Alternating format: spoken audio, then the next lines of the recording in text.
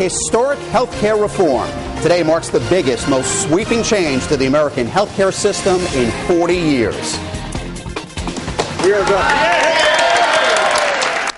President Barack Obama signed the bill into law this morning, paving the way for millions of Americans to receive health insurance coverage for the first time. We have now just enshrined the core principle that everybody should have some basic security when it comes to their health care. It's both a political and personal battle for the commander-in-chief. The president applauded lawmakers for fighting for change and signed the bill on behalf of his mother and the late Senator Ted Kennedy. I remember seeing Ted walk through that door in a summit in this room a year ago, one of his last public appearances. And it was hard for him to make it. But he was confident that we would do the right thing.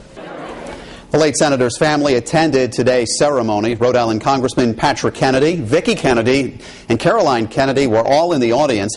Afterward, his wife and son were even greeted with a hug from the president. Eyewitness News reporter Nathan Nwosu joins us now with more on what this bill means for Rhode Islanders. Well, Mike, the historic health care reform law will affect us all in many different ways. We actually spoke with some small business owners, and their reactions are mixed.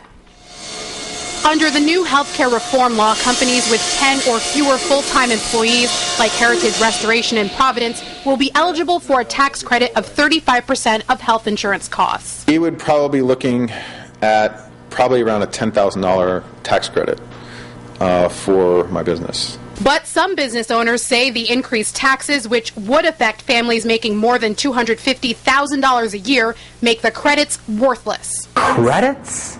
You're going to feed me peanuts, credits, and the long run is you're going to tax the middle class. Stephen DiNuccio says he provides health insurance to employees, but says small businesses should not be forced to do so. That's just what would happen under the new law. Small businesses with more than 50 employees will be fined $750 per employee if they don't provide insurance. It's going to be devastating. Now, while the bill might not be perfect, I think, people sort of deserve to have sort of life benefits. For now, small businesses will see little to no change, as most of the changes are not set to begin until 2014. Nathan Nwosu, Eyewitness News. As we showed you at the top